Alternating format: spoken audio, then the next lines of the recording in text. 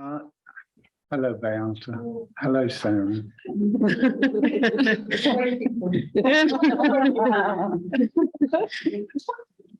So I think we're being recorded, so we must be mindful. Thank you for coming. These are not all my authors, it's nothing like that, but they do all write and do all kinds of other things, make theatre, make films, perform in different ways, and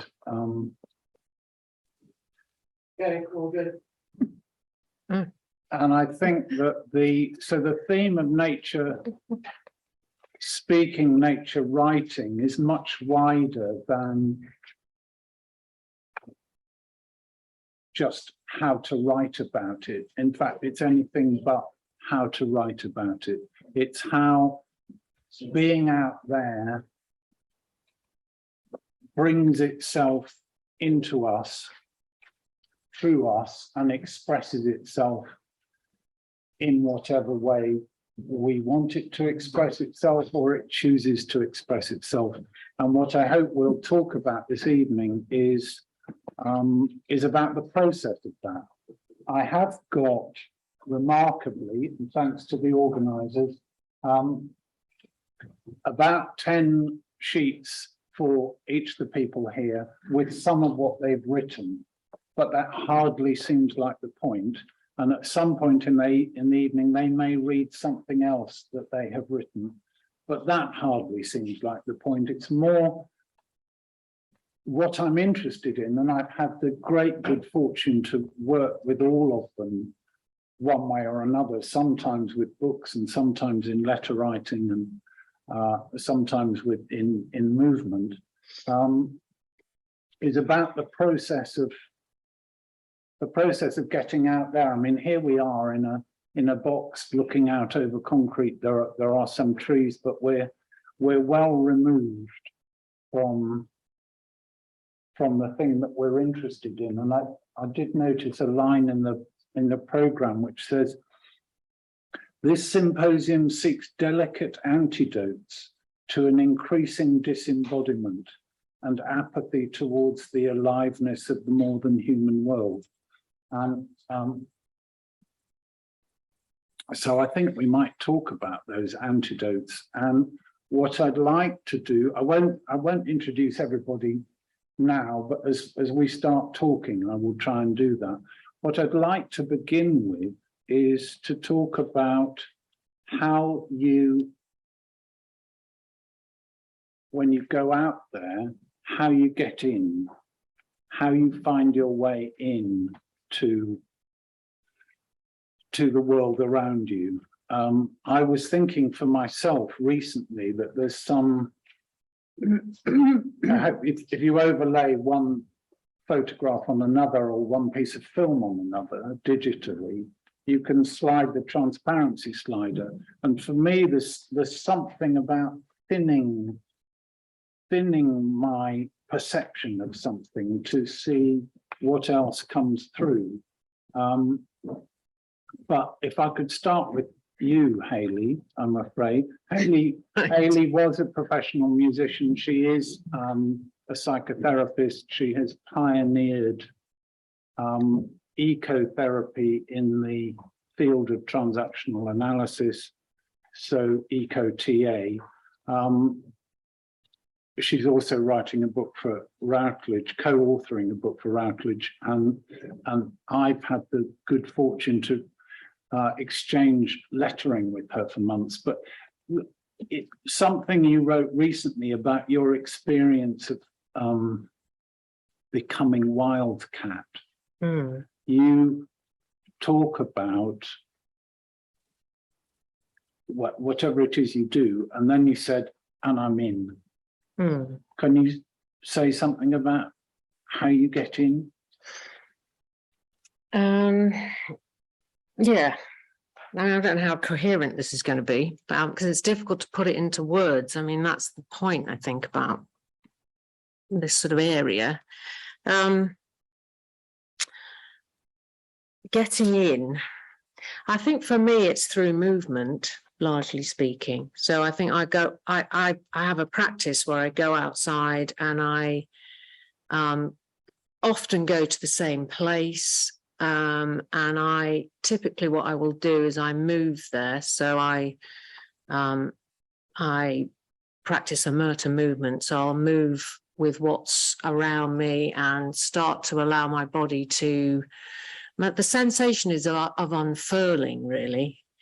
And receiving. So I try to cultivate a state of receiving, I suppose is one way of putting it. So that's largely through moving, sometimes sitting. It's a very sensate experience. So I work in that way with the places that I visit. And then I suppose the thing about getting in is there's a sense for me that I kind of go through some kind of portal.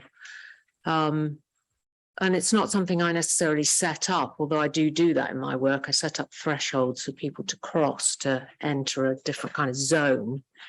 But the way I do it individually, you know, my personally, is there's a sense of kind of just going through a kind of fold in the air somehow. And somatically, that just feels like I've dropped down, is one way I can describe it, I think. So I kind of feel like I've entered a different zone. So my body is much more connected in. And so the movement is a bit like, it's like a sort of somatic glue. And then I feel like I'm really receiving what's around me, and my body's kind of having some kind of dialogue with that.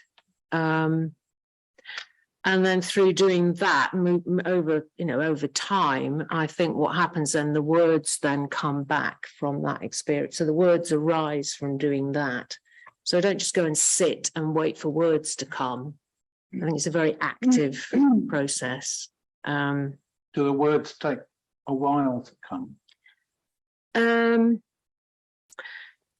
Sometimes, yeah. I mean, it's not, I can't guarantee that I'm going to get any, really. But I think well, you know, I was talking about it now, the movement is incredibly important. I mean, it's a very body, that's the language initially, and then the actual words will kind of start to sort of, it's almost like they float up. And then I'll start writing them down, and then I might then go away and start to kind of work them into something. But there's usually a theme. So there's a sense that the place is speaking and I'm receiving it through my body.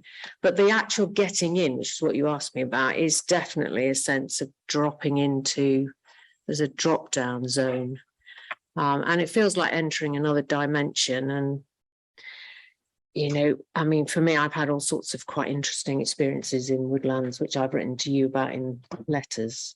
So just to press you on that, you said portal. Hmm. How do you find the portal? Or does it find you? Do you find it like an animal? Do you How do you find the portal? It finds me, really. I think there's a sense of just gradually opening, and then there's a sense that I've gone through. I think if you try and find it, or certainly I've found, if I try and go out and seek it, then that doesn't happen. It's got to come. You've got to allow nature or the place to come to me. It's the experience I've had. But there's a definite moment where I can feel like I keep doing that because that's the sort of feeling I have where I kind of go through. It feels like a fold in the air.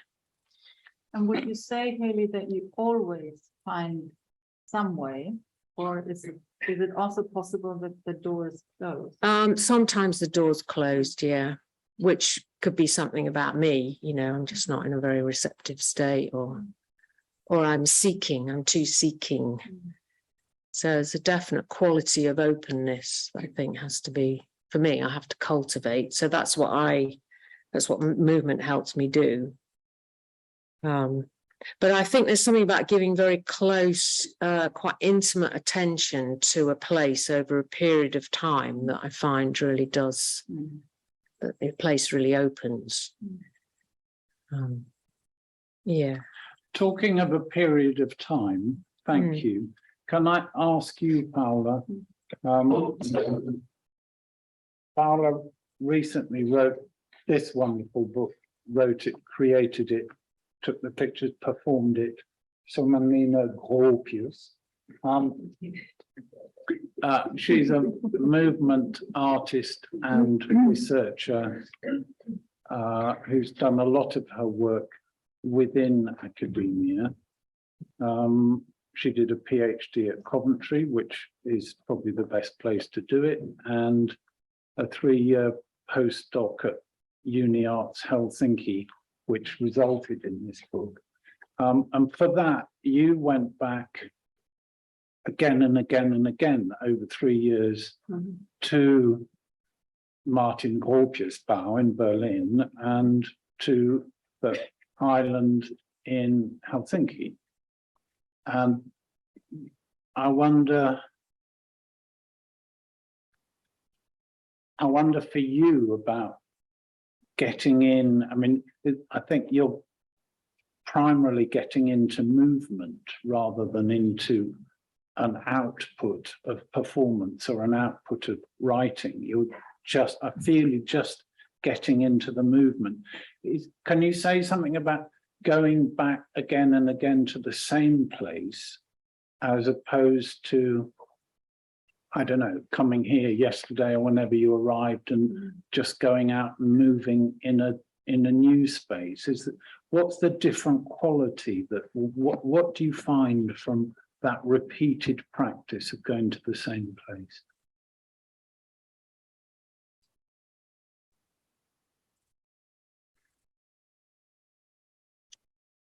I'm not sure that it's really that different. I think it makes less the doubt in some way. Or when I was teaching here with Sharon today, and we had, 2 or 1 million possible sites to work in, and up until the morning, it was like, is it the right, is this the place, or maybe this is the place, and if I have a larger time frame, it's a bit easier in the sense that I can change my mind, maybe, or kind of it's sort of reaffirming a decision for a site, kind of going again and then going again, and then it's often actually that I've worked for a long time in a site before I understand, oh, this is the site I'm going to work in. So it's more, sometimes it's for practical. Also today, in a way, we did our workshop together for practical reasons. It's kind of close, it's easy to get to, it has particular qualities, maybe, but it's really testing and trying, and then over time, okay, this is where it is. For my PhD, it was much more obvious like that, but it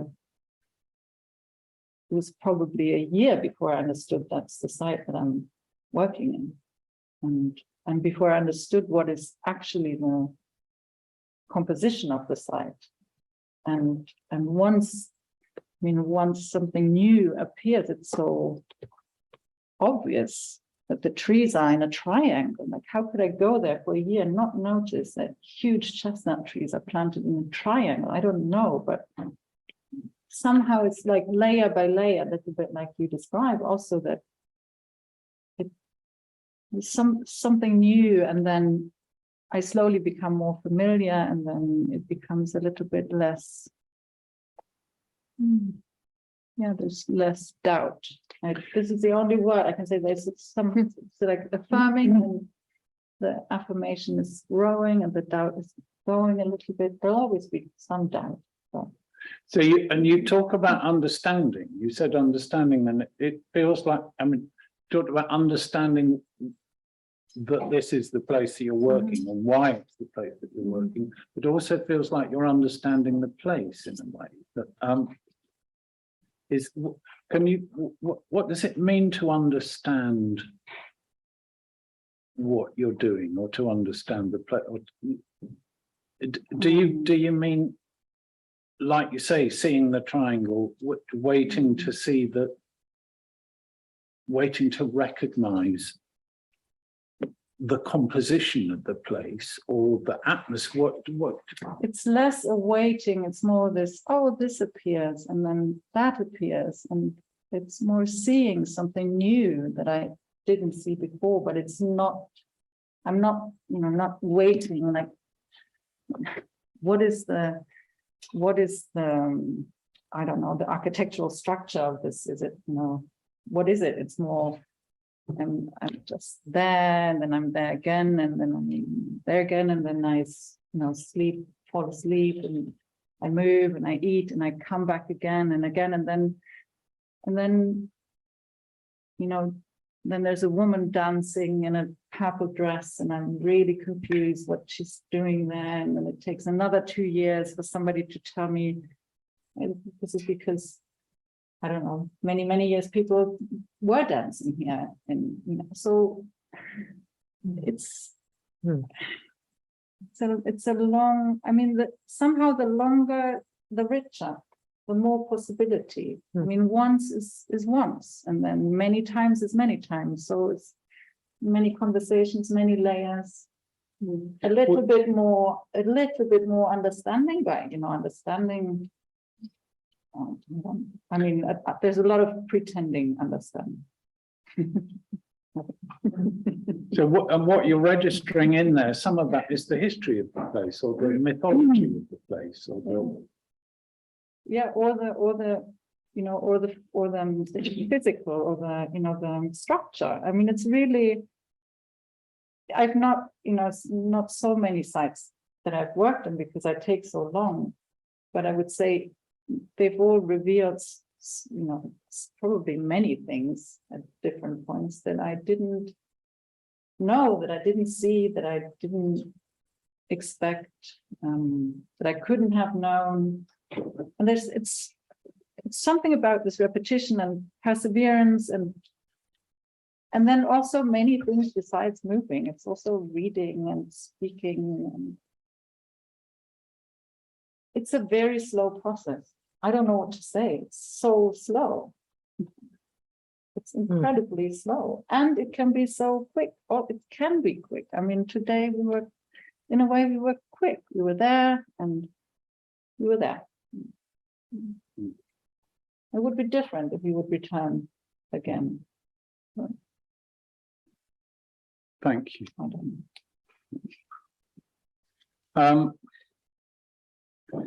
know. Alison Hallett is a poet, capital P.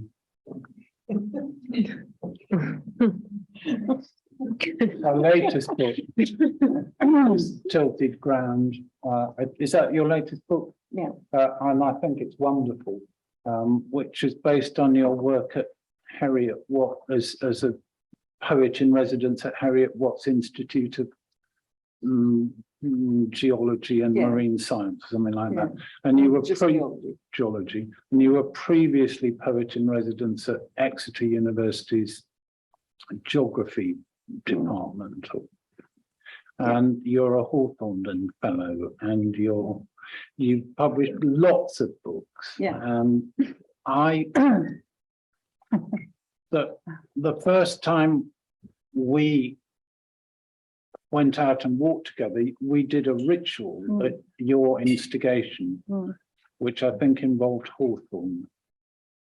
And there's very few authors who start the process of writing a book and involving a publisher and writing a book with a Hawthorne ritual. But I more think of you listening. You talk about listening to the stones, listening to the voices of the dead, listening to what's out there.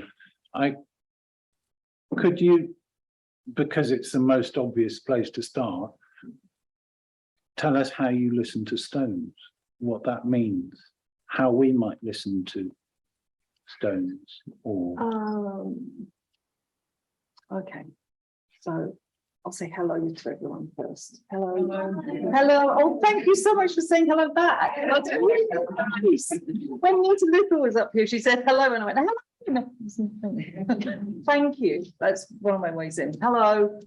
Yeah, so I'm Alison, but I don't care if let me have a small p, please. I don't like the big P's. I won't talk about the politics of capital letters for now. But my pronouns are she, her. I'll just position myself straight away. Queer, working class, here I am in the room as that. Listening to stones. So I've worked with stones for a long time, maybe 22 years now.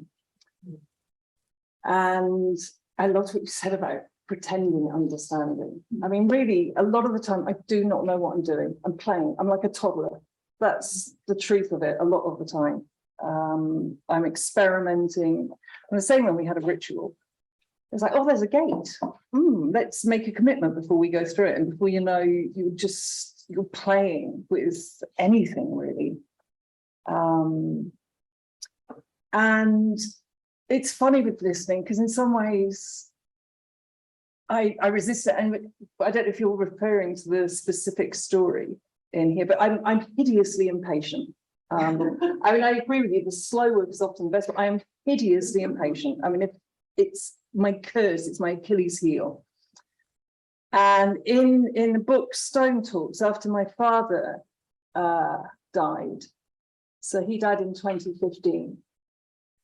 And he appeared in a dream. I'm not answering the question at all, but I'm just going to go. Is that all right? Yeah. So anyway, he appeared in a dream between him dying and the funeral. He appeared in a dream and he had this baton that he wanted to give to me, you know, like in a relay race. He was like, this is for you. I was like, thanks, Dad. And he said, it's the baton of obedience. I faced my whole life. You know, I was a punk. Why am I doing this? But by that point, I'd already taken it. And what do you do if somebody comes in? You know, my dad, whom I loved greatly, came in a dream and gave it to me. So for days, I just thought, well, that's it. Well, I'm going to go out now and have this totally obedient life. And then I did what I always do with a word when it distresses me a bit, or when I don't really get it. And I go back to the etymology. So I look at the root of it and see where it's from, because then for me, that's like washing a word. It gets a bit cleaner. And I went to the root of obedience and to, and then audire, to listen. So all the other stuff about obedience, you must obey, do this, do that, boom, out the window. Listen. Oh, I can do that kind of obedience. That kind of obedience. Well, actually, that's a lie. Sometimes I can do it. I feel I've been asked to do things by stone. So I've never actually sought how to get in. I feel I've been hijacked a lot of the time. And what you said about sleeping, often in a dream, I've been asked to do something. So the first time I started working with stones in a dream, I was told to go and climb a mountain in Wales. I mean, I don't climb mountains. And I was very busy, but it wouldn't go away. And I climbed Cadair Idris and came across a rock, big boulder halfway up.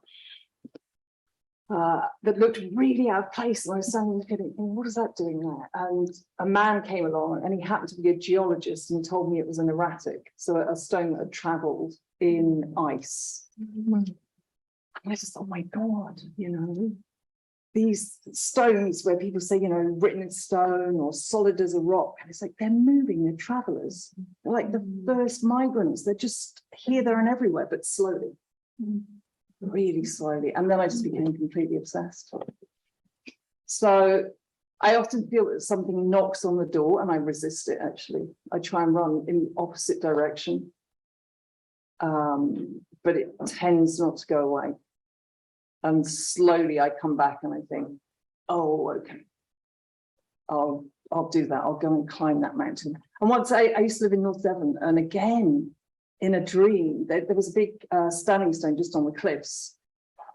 And I just kind of had this notion that I should go there about 3 in the morning. I woke up at 3 in the morning and it was like something was calling to me. So I went, nothing happened. And you know, as far as I know, nothing happened, but I guess I only know the levels of life that I know. I don't know all the trillion other levels. So I haven't answered your question at all. I rambled a little bit about stones, maybe. Well, so you talk about things speaking to you in dreams, which is, I get that. I expect most people do. But you also, in Stone Talks, you talk about picking up a pebble when you were young, and it spoke to you. That wasn't a fanciful, it spoke to you. Is that right? So can you say anything about that kind? I mean, that's out there with the material things, and they speak to you as well as things speaking in dreams. It's a funny thing, isn't it? It's like if any of us hold a pebble and say when we're holding it, we have an idea or a thought. How do you ever know if you could have had that thought or idea if you hadn't been holding the pebble? I mean, you don't. You don't know. You absolutely can't know. So I think of them as my collaborators. I mean, none of us would be here without stones and rocks. We'd have nothing to stand on. I mean, we came through a process of mineralization. They're in our bones, and they gave birth to us. So I guess I give them a lot more credence for holding things together and having things to. I mean, look at everything they've seen. I mean, we've seen a nanogram of what's gone on in the kind of life of the world. So it did say something. And I forgot, I put it out of my mind. Because again, I think, I mean, it was when I was 19 and I didn't know what to do with that kind of experience. I didn't have a framework to put it in. I mean, how do you know what to do with that? Or what kind of structure? Did it speak to you in words though? Yeah. It presents again, itself that's as an like idea. the idea. Yeah, that's what I'm interested in. Like an idea. Yeah. And I just put it away. And then something happens about 3-4 years later, and it just jumped back into my mind. And I thought, okay, I'm going to do something based on what was said in the moment when I was holding that stone. Well, actually, because of something, the pattern on it. So yes, sometimes words, sometimes I'm interpreting things. It's really hard to say, isn't it? Because if I've got something coming into me, I guess I'm translating. yeah, that's what I was wondering. Yeah. Just wondering how it's coming to you. Yeah. I think that's really interesting because I mean, previously I would have said it's fanciful to suppose that the stone is talking to you, but it also seems to me honouring of the context, the object, the material, the place, wherever we are, to recognise that this particular idea, this is what you're saying, I think, arose at this particular moment. And it's important not just to say, oh, I had this thought. There is more to it than me having the thought. And also, where did language come from? You know, Chatterton, language comes from the rivers, language comes from the trees and the stones. I mean, look at Odin hanging upside down in a tree for 7 days and 7 nights. And at the end, what does he see? He sees the letters, he sees the runes on the stones. I mean, where's that coming from? But you're meaning verbal, like alphabetized language. Yeah, where do we get a word? How did I was just clarifying. someone first be standing in front of a tree? How are we getting that? Sound, sense. Because there's other kinds of languages, aren't there? I suppose. I was thinking, as you were talking, I was thinking about cave art. You know, the way those paintings are, how they reflect animals' movement, and that the mind that came from a cave was, you know, people who were living in caves, the kind of mind they would have been thinking in cave. Yeah. Do you know what I mean? Yeah, yeah. And Yeah. what's a mind, what's that like? You know, because they produce those images that are only, they come to life in a certain kind of light as well, don't they? It's a Yeah. particular light you have to see, and then they're moving and they're, so they've taken that mind from cave and gone out and seen animals and interpreted, you know, that's a different kind of language. I was just relating to your stone thing, just like thinking in scrape and point and I don't know, I'm making it up, but. Can I just pick up on something you said, Alison, which was about collaborating? You see stones as collaborators. Paula, you talk about collaborating with materials. Can you say something? What does it mean to collaborate with a material? Can we first do a little bit more opening? Well, Would that be okay? I will get there. You'll but get there? Very soon. But Hello. just since It's we're okay. on collaboration. But if you don't want to say, Maybe not okay, right now. fine. Then I would come back to it happens very slowly or it happens very quickly, which was something we were talking about earlier, and Hayley finding her way into Wildcat, which I think has quite a lot of connections with becoming feral. Claire.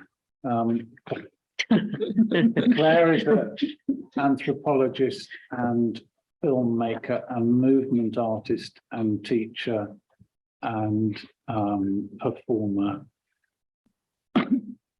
And she works with plants and humans and other creatures. I hope she's working on a book that may be called How to Be Feral. Yeah. And so I've seen you being feral in a wood.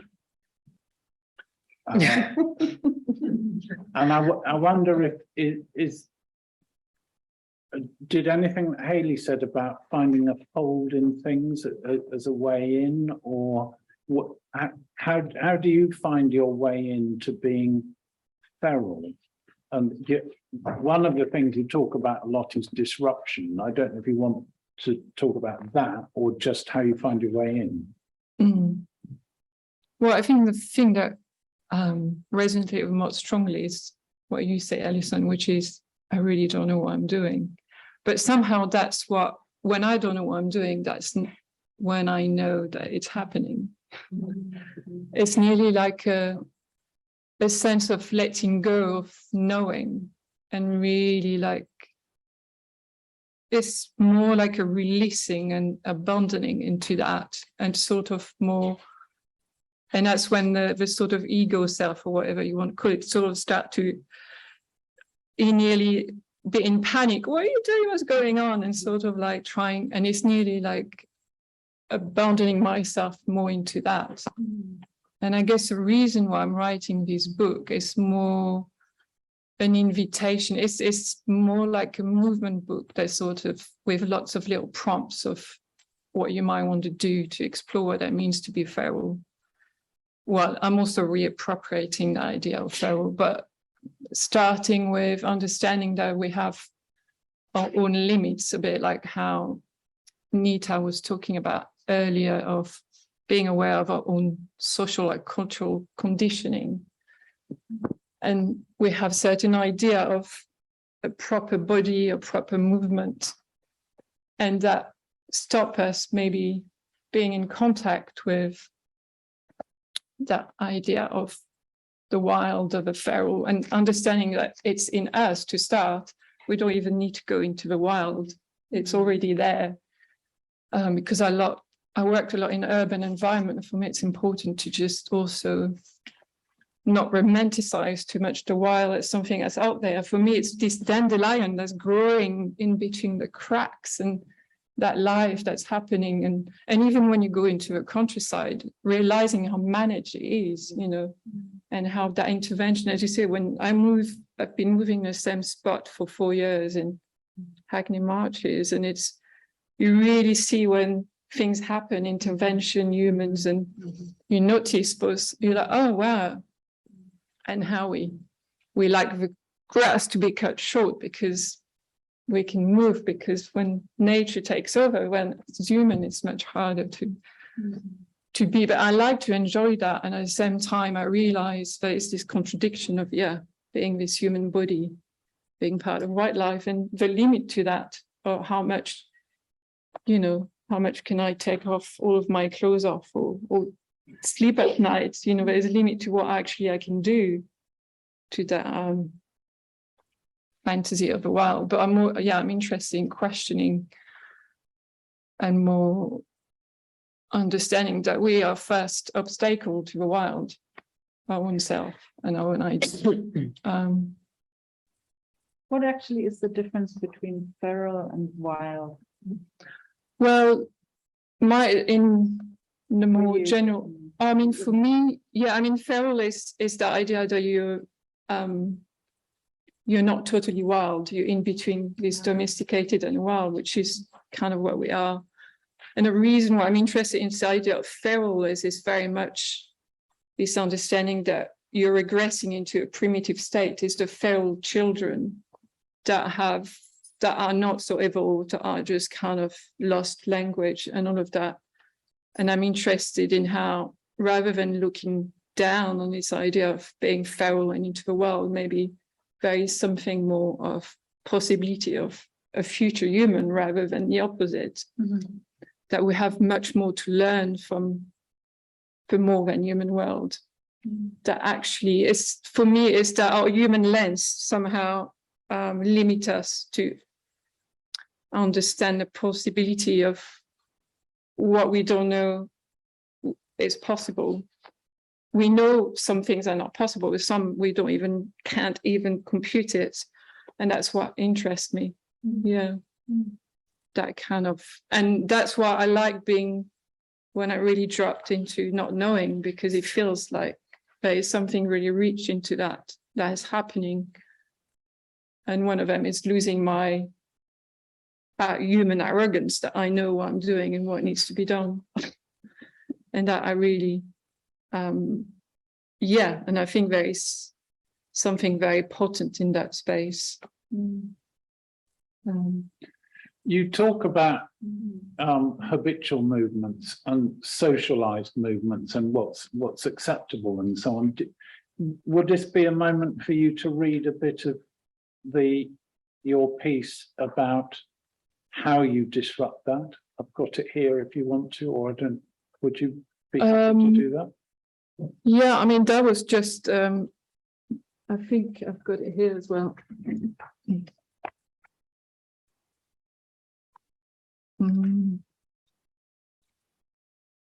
Yeah, I mean, this is just a piece that I had, was this idea of what I call a fuzzy stick man, and inviting people to explore their fuzzy stick man, in the idea of how to. There's a fuzzy stick man.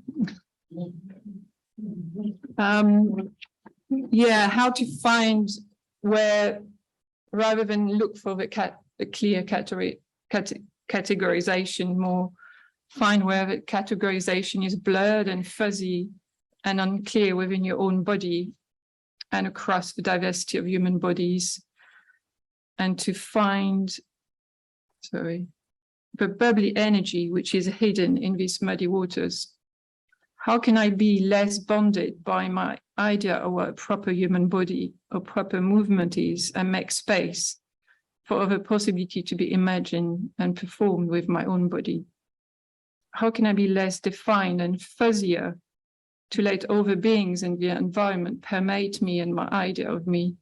How can I widen my awareness to the vast diversity across bodies, culture, ages, experiencing this human shape, and also reach out beyond them into the non-human realm? And there is movement practice, which is just be disruptive. number 18. Move with the intention of disrupting how you normally move with your body. Explore what it means to disrupt your habitual movement. It might not be entirely clear what it actually means straight away. Just set the intention and see what happens without too much expectation. Thank you.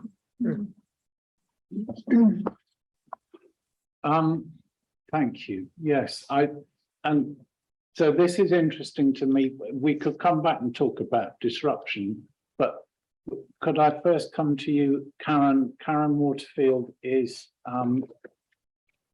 above all a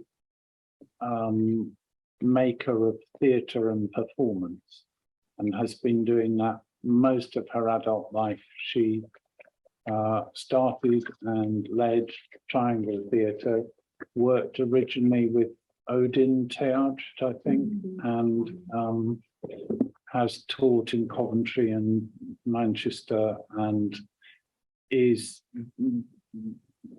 writes as well, and is just in the process of publishing a kind of allegorical fairy tale about climate change and capitalism and greed and men and things like that. Everything. But a lot of your work, your performance work, has been about has been kind of autobiographical, or about parents or grandparents or your nan, or and I've been involved with you as a feline, as a parent. Oh, that's good news. I've been involved in you working with a piece about your late father. Yeah. But my sense is that you do find your way into the texts that you write and the performances that you create, both through language and movement and rituals, and a lot through memory, but that you're doing almost the opposite of disrupting yourself. I have a sense of you fixing things in some way, trying to coming to terms with how your life and the lives of your ancestors or predecessors have been, and that you're looking for some kind of way of representing that, to make it clear, it's not disruptive, it's kind of settling. Is that trying fair? to make I'm trying to make a meaning out of something that's very confusing and has not had any answers, and so I'm looking for answers, and I'm looking, I want to open myself up to, or be free enough to let those voices of the past that sort of hang around here and down here and over there to sort of come into the room. I want to call up the spirits, call up my granddad and my great granddad and my great great granddad, and everything that supposedly might have happened to them. Going back to the stone idea, there were quarrymen, my grandfathers. So the stone, I've discovered, I didn't choose stones, but funnily enough, they've been in my work as well for a long time. And I understand that I think it's because of my grandfathers that they're there. And then the sense of identity and trying to fix things, trying to work out who my mum's dad was. That was one sort of quest I had, you know, to pin it down. I can't sort of let something go. So I run get into the work, and I have to run, and I have to get really exhausted and sort of in a state. So I'm looking for getting in a state so that I can just be like not in control of anything. And then something happens. It seems to me that it does, because I can't control it. And then I'll speak it, and then And then when I'm making a piece of work, I'll keep going over it, and then I'll be speaking it and speaking it. And it's like you're rehearsing, and then you've got the words and the movement, and that's how you learn it. So I don't often, I do more now, but I never used to sit down and write. I always wrote on my feet, so that I would have to know in my body, and the chants and the rituals would be there, because I was brought up in a Christian environment with the sort of evangelical Christianity, speaking in tongues and, you know, waiting for the Spirit to speak. So I'm drawing on all of that, I think, as well in trying to, and I just, Paul, we're from Coventry. You take an example, you just being open to anything that sort of everything that you've spoken about. I can go, yes, yes, yes, yes, yes. You know, that's how we make meaning. So let's go back to creatures and the outside. So I felt my creativity coming to me lying under a sycamore tree as a kid in my junior school, running away from the rows at home first thing in the morning with Sid the dog to get away from that, like 5 o'clock in the morning. Come on, Sid, we're going to go up the town. I'm going to show you the shops. I'm going to show you the guy. I'm going to show you the Marks and Spencer's, and we're going to go to the cathedral, wait and see forever. So it was about escape and running away, then trying to put everything back together again through the traumatic divorce that my parents went through, and my mum sort of never knowing who her dad was. So I'm going round in circles here. So this is what it's like when I'm making a piece of work. It's like that until I land and feel, oh, it's that. So I never know what I'm doing. I'm always like doing, what is it? What is it? So I think my pieces are kind of quite trance-like, and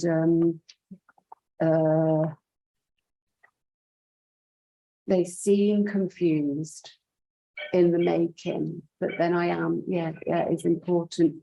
The time's up.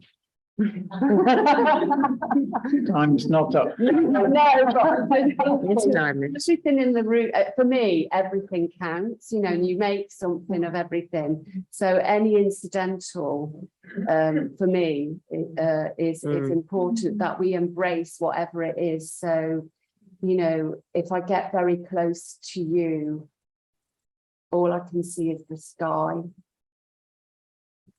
Is a fragment that's sort of repeating itself to me at the moment, that has come through looking very closely at a blade of grass that just sort of possesses me somehow. Feel that possession of the spirits of nature, and then when the cows turn up at the end of a piece of work, which often happens, I think to myself, oh yeah, that's Mum. Here she is again. My mum worked in the dairy when she was younger, and she knew all the cows' names. So my mind and body are leaping all the time. So it's a leaping logic that I'm working with. So it's built on contradiction, connection, and just trying to control but being out of control. I think. Thank you. So,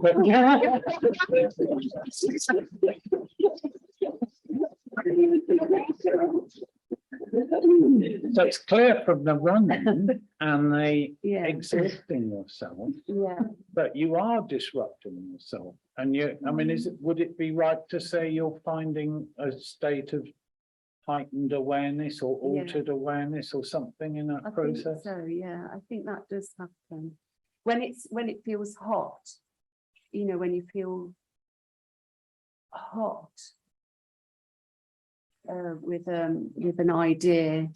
So, but the writing, I need to talk about that, how to write, how I write. Go on.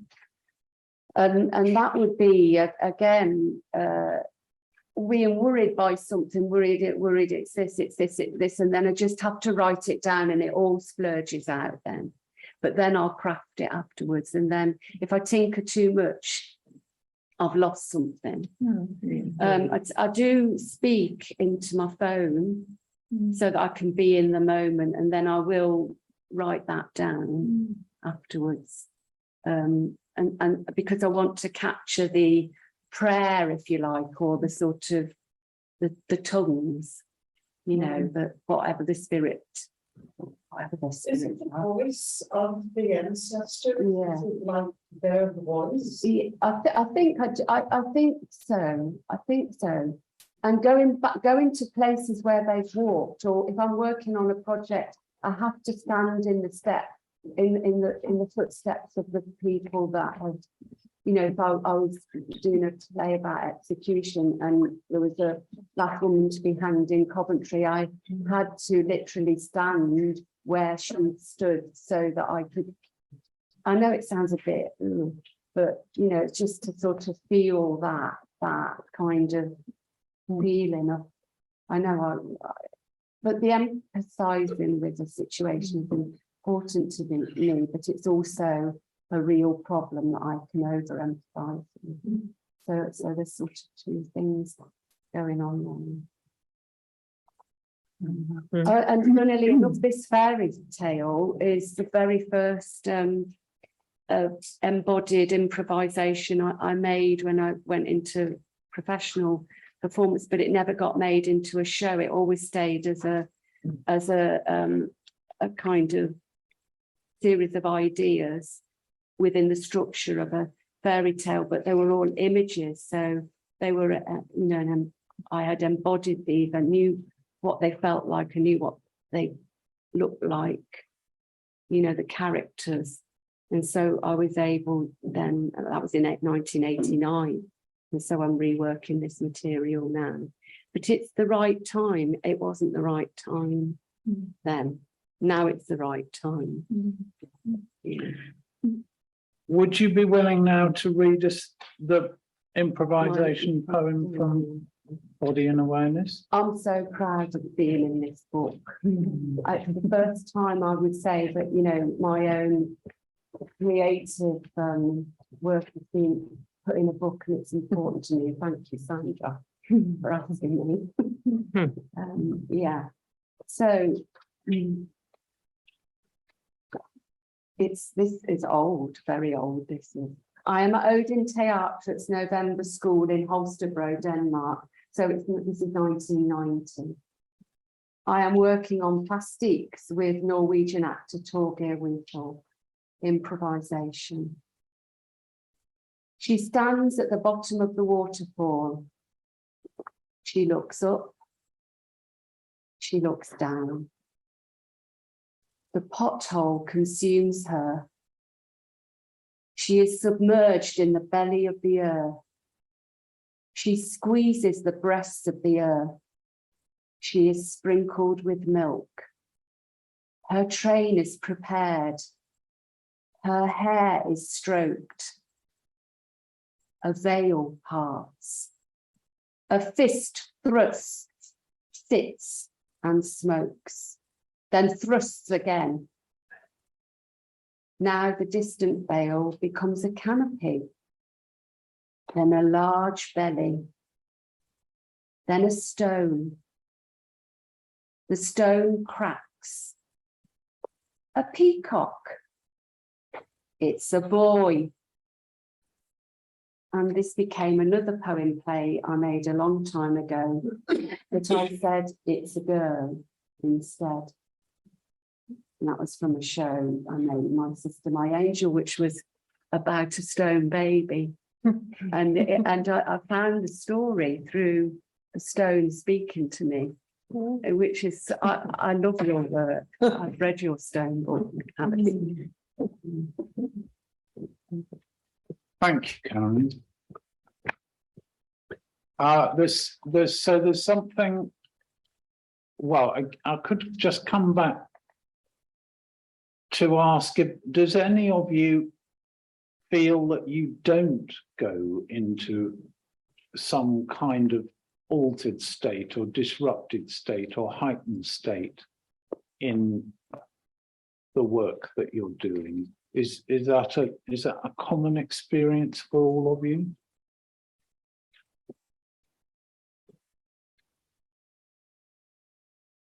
Depends what stage it is. Say more. Well, I sometimes think writing's a bit like making a cake. That I get all the ingredients and they have to go in and be left alone. And they'll come back when they're ready. If I try and do it too soon, it's crap. But, sometimes I get carried away when I'm writing, sometimes I don't. And then, so much of writing is rewriting and that's editing. And I'm certainly not in an altered state when I'm editing. Sometimes I'm note taking. So I think there are just loads of different ways. I don't sit in an attic waiting to be carried to another realm. Oh, no, I didn't see something. Yes. I'm not in it. What is altered for him? It's when it's like being possessed for me. It's when something comes and I just and I write, and when I've written it, I have no idea what I've written. I'm just like, what is that? You're not possessed by an elder stuff. That's a good one. But yeah, maybe that, I like that. Maybe that's a different Inhabited. kind of. There you go.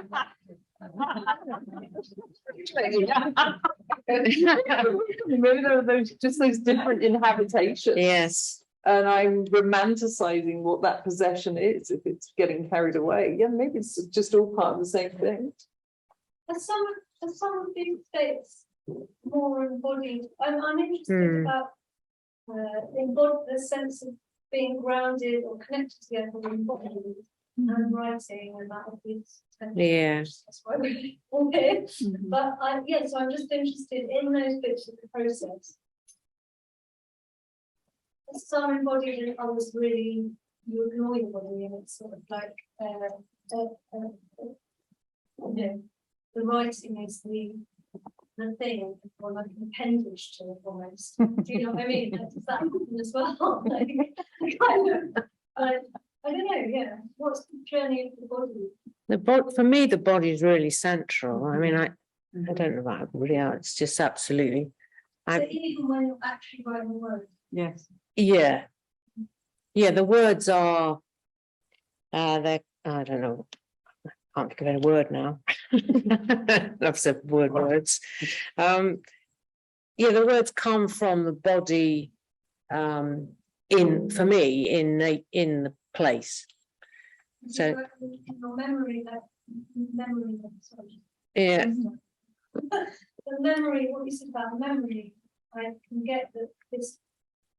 Someone said there's the oral tradition. When people first start writing things down, it's actually like lists and accounts. Or written stories, or it was severe anyway. And so, and there's something about the for me, I love poetry because it's not linear, but like how to not. With orality, there's more room for movement and memory, and like you said, it's in the body. And then I'm just interested about how you keep that when you actually lay it in a fashion that someone can read. You have to follow it, I think. Me. I would say I check my writing with my body. So if I don't feel it, then it's over here, then it's, but that's also writing a lot about moving and writing from moving. So if it's a different, I don't, but even about a different subject matter, I think, or even if I write more academic text, I still check it against my body. Always. And what is that process? I mean, as I write, I sense, if, you know, if I can still sense it. And then when I read it, can I still sense it? And Sense what you're reading, or Yeah. sense yourself reading? both. Ah, Both, because there's always there's sort of the memory of what if it's a memory, but it could be a memory of, you know, can I still sense the place? Can I still sense the temperature? Can I still sense the three-dimensionality of the site? Because I really try not to write about, but to really write from. So I need to have and then my body is the only way, I mean, for me, is the only way that I can do it. And yes, it's also, am I still here? Am I still here? Yes, okay, I'm still here. Okay, good. So, and then I can, because otherwise writing becomes, dreadful. For me, just really painful. Then maybe I pause and I move or whatever, but definitely, this is the only way that I, as a movement person, can kind of survive writing, is by continuously allowing for the presence of sensation. Definitely. I agree with that completely. For me as well, I read everything out loud once it's written, and then I feel. And I sometimes think my body's like a tuning fork. So when I'm writing, I can feel if I'm letting myself go with something. And when I did academic writing, I found that very hard because I thought I was constraining into something else. But with something like poetry as well, because I can use the whole page. It's like, how do I listen to whether I'm going to go over here or stay over here? Am I going to stay in the left margin? Am I going to be in the middle? And then it feels like it's somehow my body translating onto the page through language, with that sense of where's the word going to go? How long is that phrase? Where's my line ending? Where am I breathing? So that's what the present place. Yeah, absolutely. Yeah, completely. And then I was thinking about this the other day, in a way, for me, then the language is almost like a dance. Where am I going to go with it? What does it want to do? You know, and there have been so many traditions of, well, let's left align it, you can dissolve all that. And then, you've got that amazing, that then is my wild feral space, that blank page. It's a creature. Like, whoa. Where do we go now? Yeah, exactly. So it's very spatial. It's very, and very creaturely. It's supposed to take on the shape of it. Yeah. I can really relate to that. Yeah. It feels very rhizomatic to me. I think there's something about it. The linearity of things just disappears when I'm writing from a nature, embedded in nature kind of place. And that's really important for me. I was kind of resonating with this sort of, well, your gestures more than anything. Couldn't actually hear everything you were saying, but there's just like this, and the sort of sense for me that I get quite hyper when I'm writing, when I'm on something, like I know I'm onto something and can feel it rising. I feel like coming up. Yeah. It's just like, and I can't sleep. And dreams are really rich. And it's just the creative juice, I suppose. But I would like to speak a little bit about this tuning and it being in a state, but then also being slightly out of that state. And particularly for me, it's always coming from movement and then also choreography, but the sense of forming and placing and knowing and also losing or being this knowing, not knowing, and this being in this in between, and being able to tune for me is like the key challenge. And when you ask about materiality, it's somehow it's the same or it's mirrored in that when I try to figure out this relationship between the human body and the, you know, whatever, the chair and the air, and then I always, you know, I try to define this in a way that it is, there is a sense of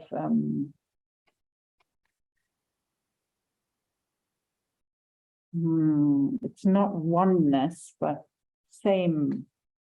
similarity, sameness, in entanglement, entwinement. And there's also differentiation and difference. And somehow that feels really crucial for me, both on about, you know, thinking theoretically or in this kind of mode of producing theory or contributing to the production of theory or whatever, that the feeling it's important to say. And then there is a difference. There is a difference, and there can be a difference. And I take that mostly from performance making, and to allow that to be different, but to be in the shimmering state, that's what's really interesting to me. So not, you know, yes, altered, and yes, loss, and but still, because none of us are completely lost, because we're all somehow articulating, or at some point wording or thinking wording or moving towards wording. So it's really a really interesting spectrum and this capacity, I think that's what I want to learn and share and train that capacity of really moving in that spectrum and tuning into more and leaning more into this, leaning more into that, being more in the intermaterial connection, and also allowing for difference to be present throughout, and to not. I sort of don't buy so much into this like total desire of being completely lost or being completely elsewhere or being. There's always a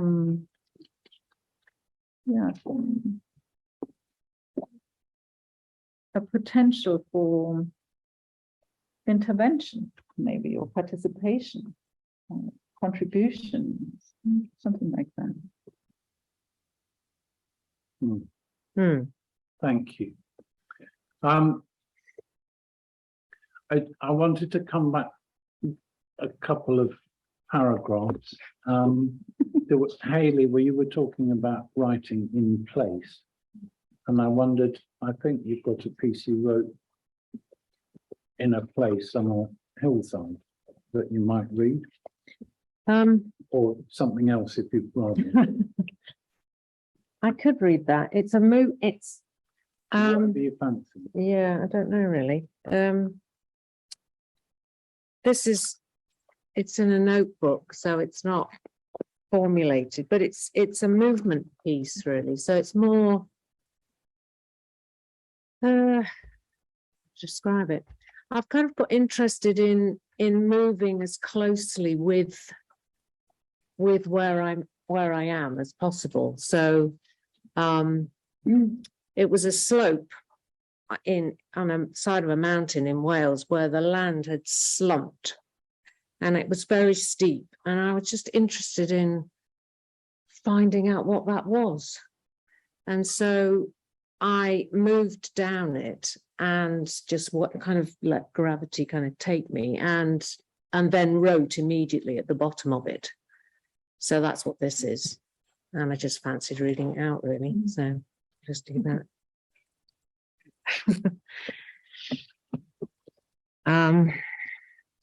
In this land of slip and stunt, I reach for a handhold of certainty. I think I have it. A solid lip of grass-tufted earth, but it curls at me, and I realize it's not a safe grasp. After all, it's let go of everything below, leaving it all to a slope of dismay. This is alarming. It's much steeper, it's a much steeper incline now I'm here. So I'm right at the top at this point. I try to lie flatter, not to stick up above the earth, not to make the problem greater. It's too late. The inevitable is happening and I'm on the move, taken by gravity, by slump, by slide and shunt. I feel an urge to flail as a small wave of panic rises up. It's almost a counterweight impulse, a way to keep me gripped on the face of falling. One hand wheels out and finds a rock. My foot catches a clump of grass. I halt for a moment, held in a tenuous web of holding. My body is taut. Again and again, I try to flatten myself to stop anything else moving, anything else happening. One grain of earth slips, rock moves, and then we're off again. Nothing can be relied upon, waited on. In fact, on is not a thing here. The certainty of onness does not exist. This is earth flow, not certainty of boulder in a river. At a point or moment in this travel, I end up face down in a bed of moss.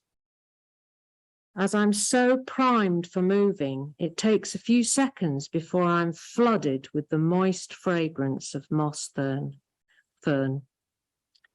This, filling my entire body with warmth of something constant, something unwavering. A solid block of moss green smell filling every part of me. This is startling, and instantly I want it all the time. A drug of choice in the chaos of earthfall. I have become a moss junkie as gravity has its way, and once again the falling and collapse resume.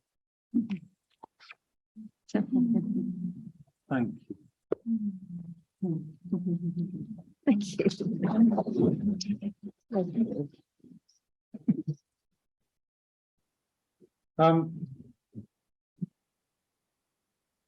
Any questions from anyone? If you have one. Question, would you mind just, as far as your audience, so that they can and I'll find the very vague,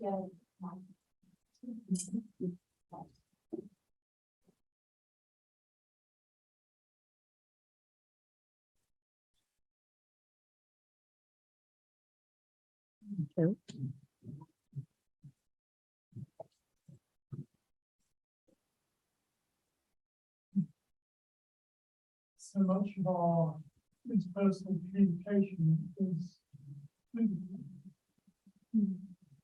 And it's wonderful when you're writing to it was possible to introduce that dimension of our communication like the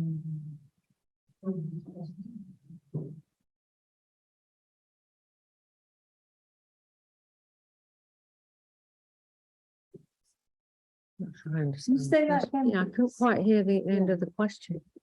It's 'cause this question was if the gestures and expressions such a huge dimension of what is saying, all our communication is physical as well as verbal. And when you're writing, is it possible to bring that dimension into your writing in words? Yeah. You get the right verb. Who was it? Was it Pound who said that verbs are the engines of writing? If you get the right verb, you can set a sentence on fire. And if your sentence is on fire, you start running as a reader, or I find that. I read things and I have completely the bodily experience when, you know, there's no omness, and I'm like, shit, what am I going to do? I think so. Yeah.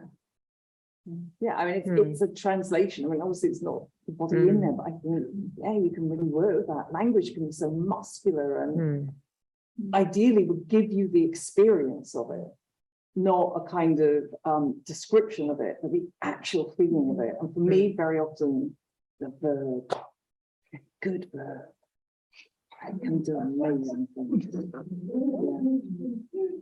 Yeah.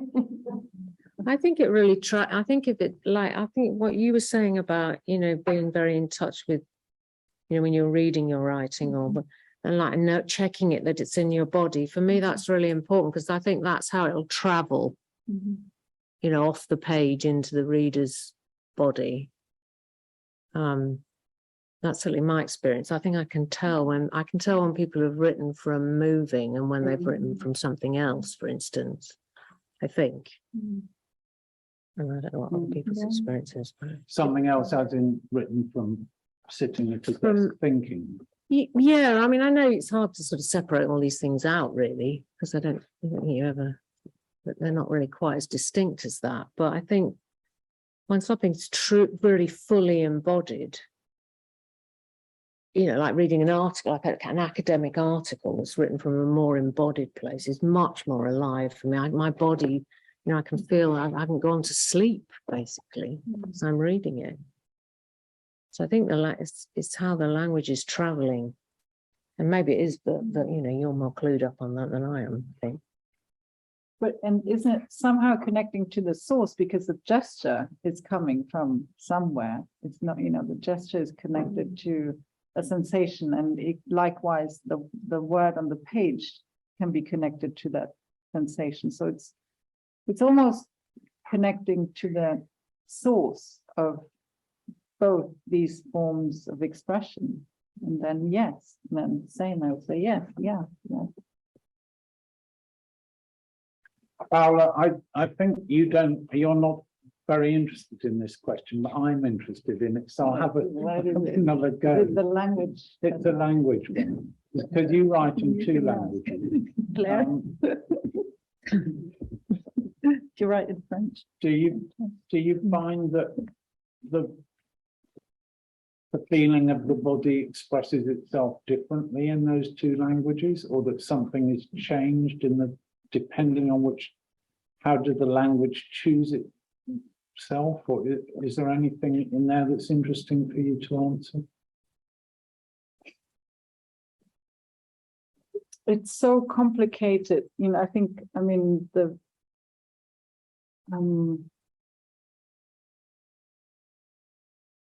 you asked me something slightly different before. You asked something like, what did you ask? Is the expression of the sight different in the two languages? No, I don't know. So I feel, my sense is that I can really feel that the German is somewhere else in my brain than English.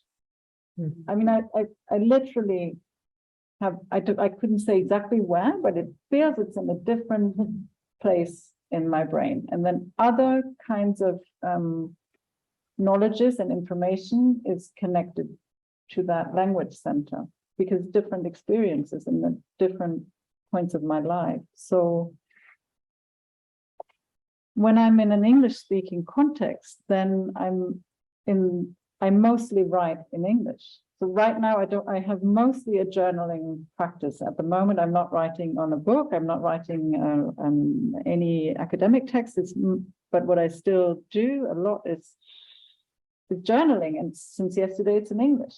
Now, you know, I really know it's like, and the dreams change also change the language. And it takes a little, it's like a jet lag or something. It takes a little while.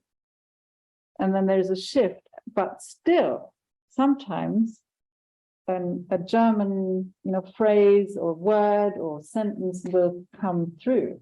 And same when I'm at home and speaking mostly German. When I write, sometimes English sentences and terms and pierce through, and it's too complicated. It's really too complicated for me to understand. But my sense is it must be connected to experiences, and these experiences are connected to words, and these experiences were made in a locality and in a language, and then that comes through. And I think you were asking me if what that does to nature writing, or writing with nature. And that's why I said I don't think it matters so much. And then later I thought maybe it does matter, in the sense that when there are more languages, maybe it's not so difficult or not so confusing to think of writing and speaking with rocks that speak a completely different language yet again. So it's more, and then here's another language and another one, and yeah, so sometimes, and I have maybe sometimes a little bit more choice than that, because there is a sense of like, that is the fitting, or that's the adequate, or that's the word that resonates, and then if I don't find it in one language, then maybe I can go and sense in another one, and then maybe I translate again. That can happen. Yeah. And as we have done for the book, like going back and forth of what is the right word for a very slight cover of snow, not like a thick closed layer of snow, but what is the right word for that? Because what did I say? Schneegezuckert. You did. Schneegezuckert. Schneegezuckert. So in German it's sugar, and then, but then I said, but in English it's like sugar coated. That's not right. Like that. So then we came up with snow peppered. So there's Which is perverse, because pepper is the wrong it's color. black, it's the wrong color. But it's on Yeah. really white. dark place of rock. Mm. So there is actually the black in the memory of my being in that place. There's some video footage also. It has both, and that's why it works also, I think, because it has the black of the rock and the white snow. So I think it's just, it's like, and dancing is another language, and, music is another language. I mean, they're just all these, now it's already Annäherung of the, this coming closer to, it's always this trying of coming a little bit closer to here, and then, maybe like all these little radars, or I don't know, trying, testing, playing. Until, yeah, okay, so maybe it's a little bit like this. Maybe that's. Would you read us something? It Doesn't have to be Schneegezuckert, but it's whatever I know you want fancy. Schneegezuckert, but there was something I don't like about this whole Schneegezuckert Then passage. read us something you do like. I don't remember what it was now.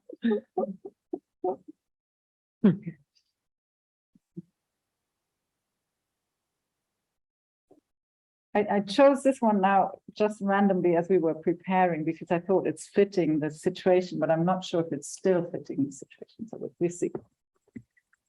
So this is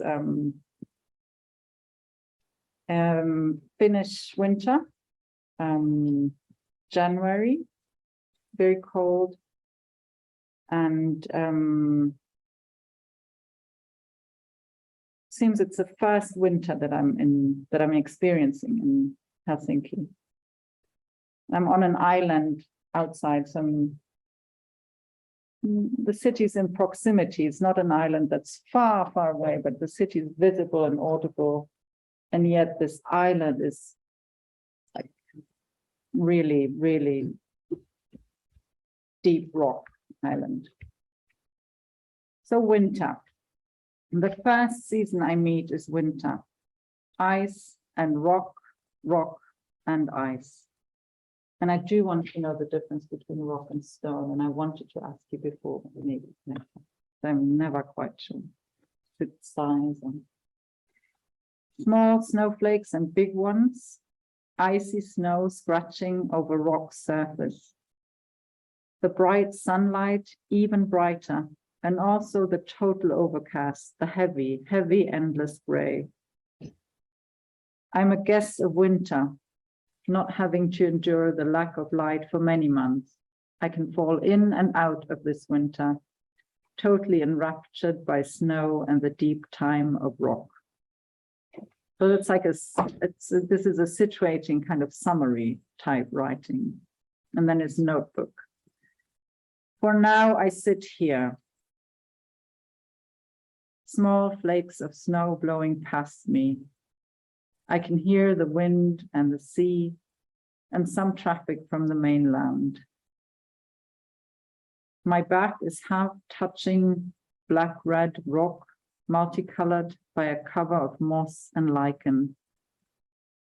Before I get colder and stiller, I will meet this moment, this place in movement, just a little bit. So this is actually written before moving. I do some writing before, and it's maybe after some walking, and then writing and then more.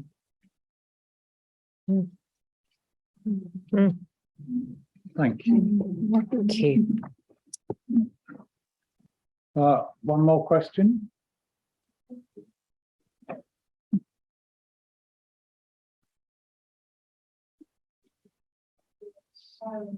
It's not It's not actually no, on. it's just It's not on. just- It wasn't on before. No. Still not on.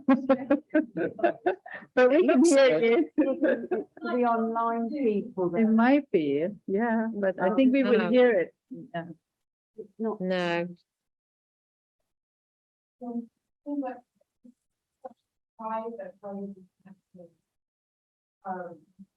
Share with everyone. And I wanted to ask, if you're in the space where you're collaborating, you're being maybe that you're collaborating with different families. How would you then like bring it into like the ego in the world? The sharing the problem and like the trying to make it into something else.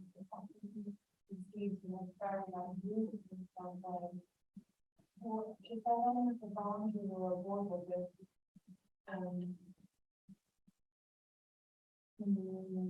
Bringing into the world will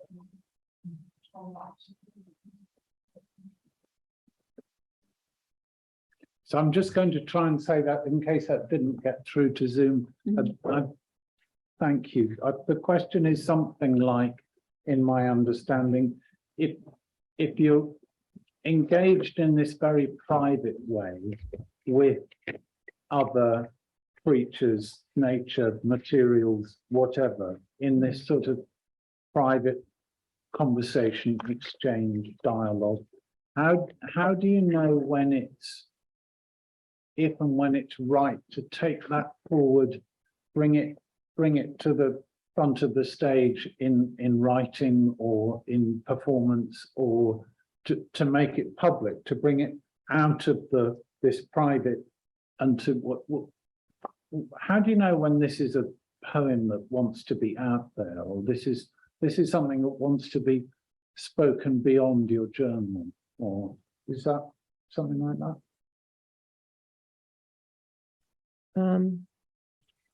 I'd say for me, it's by invitation and within a facilitated environment, like the way we've worked with Sandra.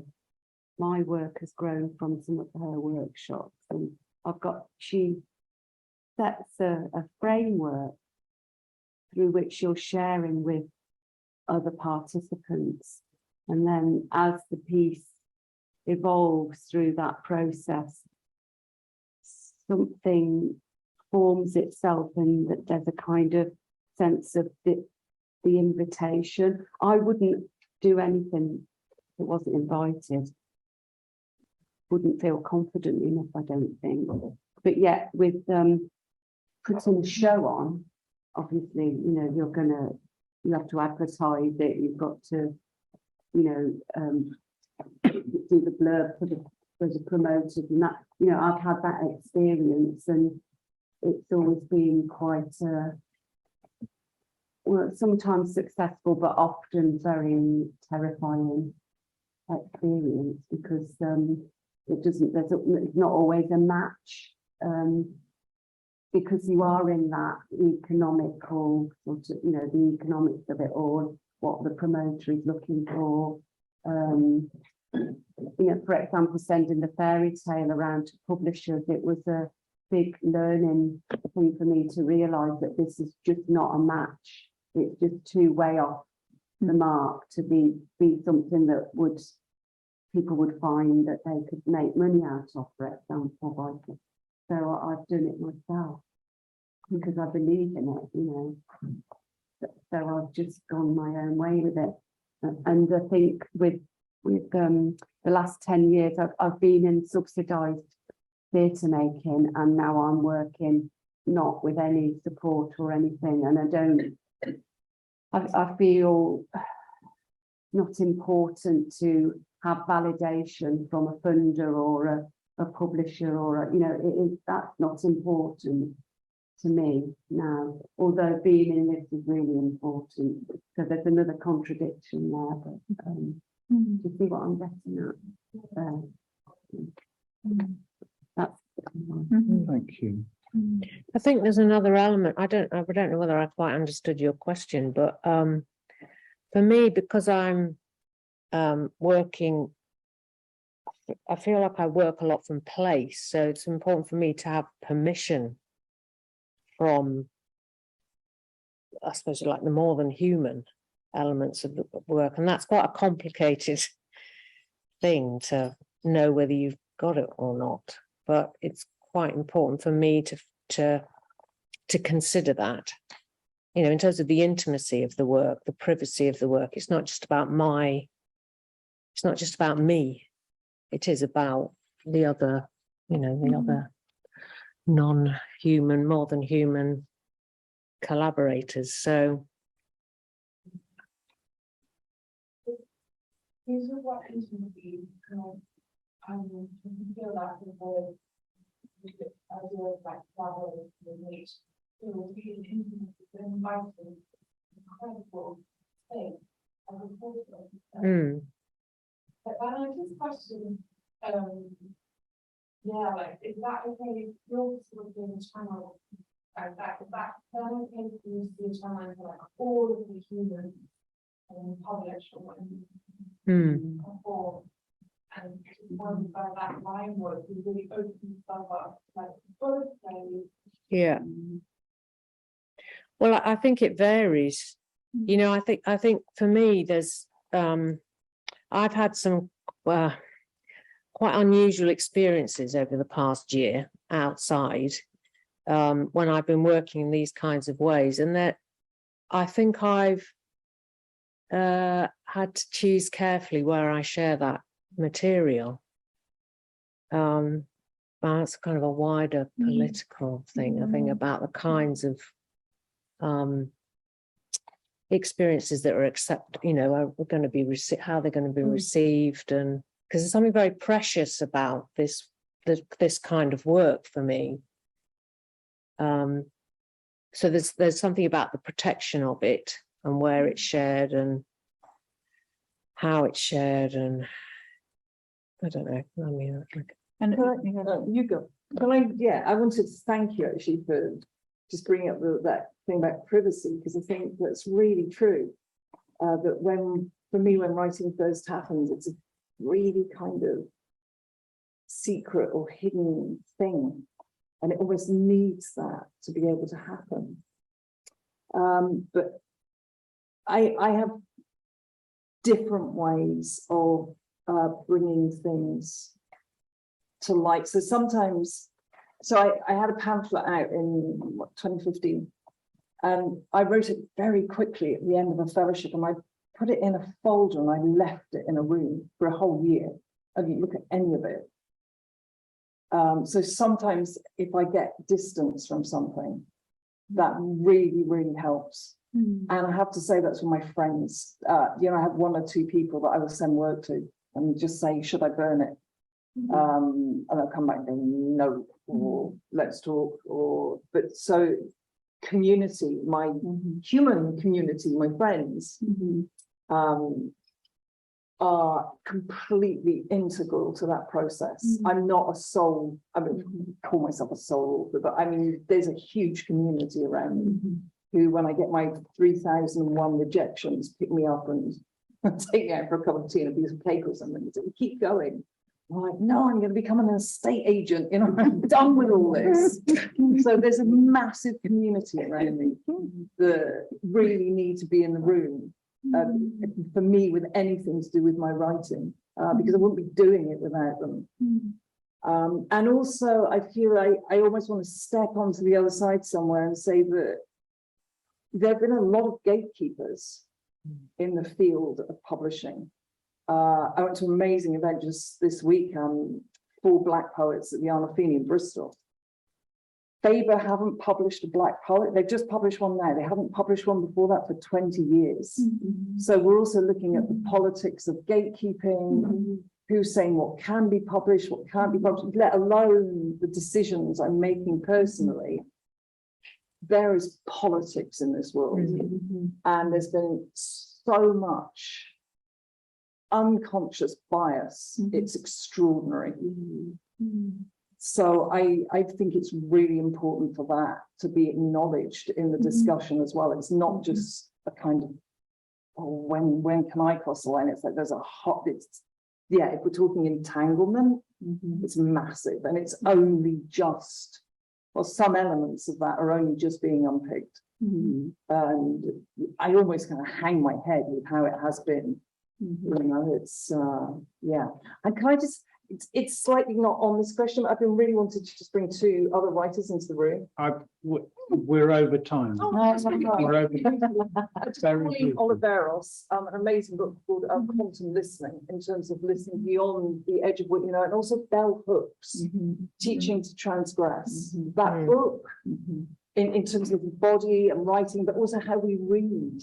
You know, I'm a writer, but half my practice is reading. How do I read? Where's my passion? Where's my body in my reading? Okay. Thank So you. the title again, please. Teaching to Transgress, Bell Hooks and Quantum Listening. Sorry, I've been wanting to bring them in. Thank you. No, thank you. I'm just aware of the Zoom audience and everything, and we should finish when we are supposed to. So just to thank you all very much. And Alison, I know you're reading at other times over the symposium, but would you mind closing with something? All right, I'll just read a little paragraph, shall I? Or a big paragraph? Oh, no, I won't read a big paragraph. I'll read that one. Well, maybe I'll go, well, see, I might read 2. I spend a lot of time not knowing what I'm doing. It seems to be the most honest place to start working from. An inclusive place, a deeply collaborative place. When I don't know what I'm doing, I wait for a prompt. It can come in a dream, from a stone. It can rise up from a part of my body. It can be a thought arrowing in as I turn a corner in the meadow. That's one paragraph. I'll read another short one. That's right. I suspect that when I work, I'm listening to my animal self, my uncivilized self, the lizard that still inhabits the core of my brain. I am like a dog following its nose, only sometimes I'm following my ears or my eyes or my elbow or my feet. Other times I am listening to the voices of the dead. This is something I have done since I was a child. The voices in the wind, the voices in stones. If I think about this too much, it's disturbing. If I don't think too much, it's just my life.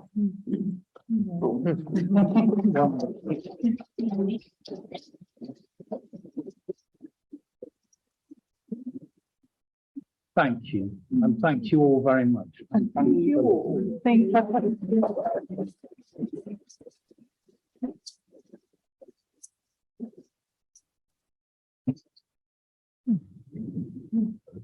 Thank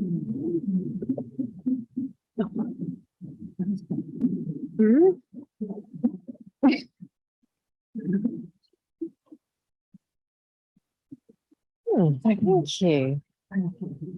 Interesting. Yes, I'm tangled. No, I know, it's Packing him up. just in there. It's urban minefields. Oh. Oh, yes. Oh, yeah, on partner dancing. I made a documentary. Yeah, that was just a trailer. Yeah, that's why I made a documentary on partner dancing in the States.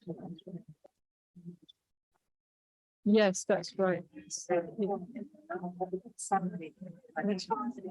Yeah, that's it. Yeah.